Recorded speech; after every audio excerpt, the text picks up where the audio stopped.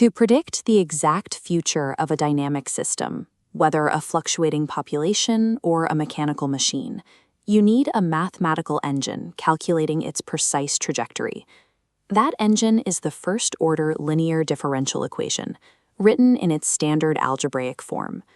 We classify this as first-order because the highest derivative is a single prime, and linear because the dependent variables contain no exponents.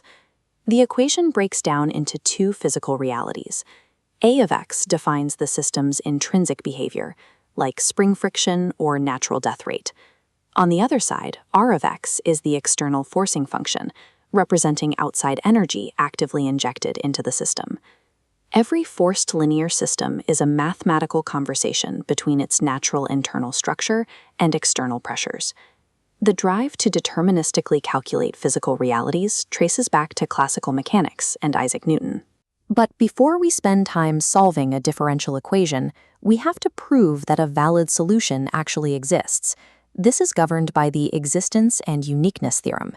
It states that for a first-order linear equation, we only need to evaluate a of x and r of x over a specific interval. If both functions are continuous across that interval, containing no breaks or gaps, a solution is guaranteed to exist.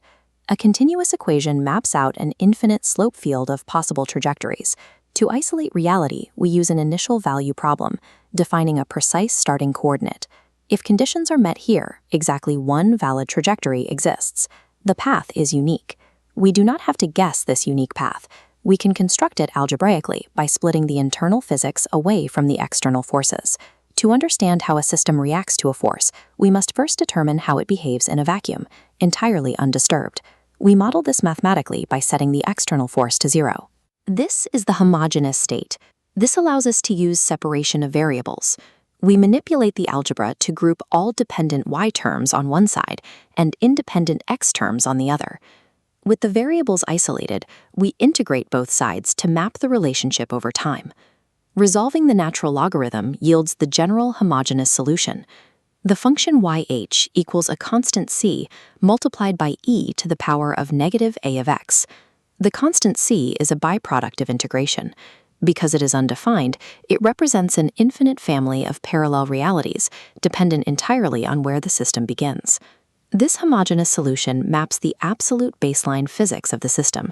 It is ready to react, but currently undisturbed. To model reality accurately, we have to bring the forcing function back into the mathematical model. In the 18th century, Joseph Louis Lagrange solved this by treating the static integration constant as a dynamic changing variable. This is the method of variation of constants. We assume the true solution takes the exact shape of the homogeneous baseline, but we promote c to a function of x. Because our assumed solution is now the multiplication of two functions, differentiating it requires the product rule.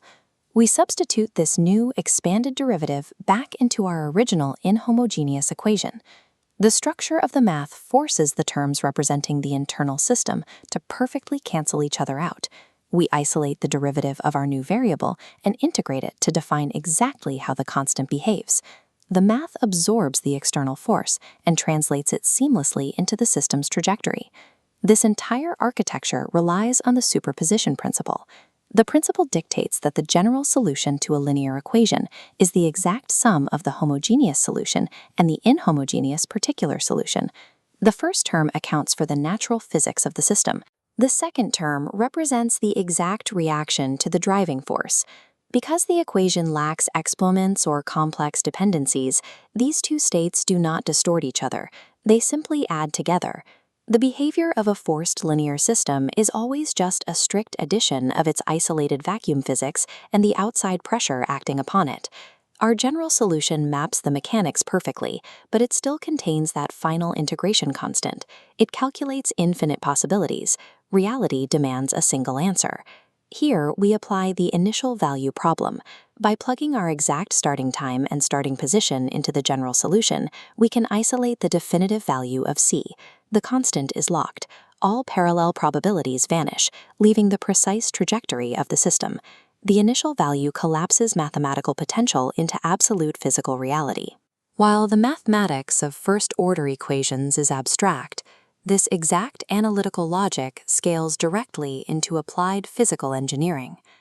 This chart shows the displacement of a damped physical oscillation over time, modeled by a second-order linear differential equation. Notice the funnel-like envelope shrinking toward the center.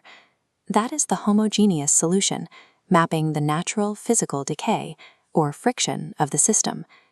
The constant sinusoidal wave driving through that envelope is the inhomogeneous particular solution, an external force continuing to push the system. Whether modeling a simple bacterial growth rate or engineering a complex harmonic dampener, the underlying architectural split between internal physics and external force is identical.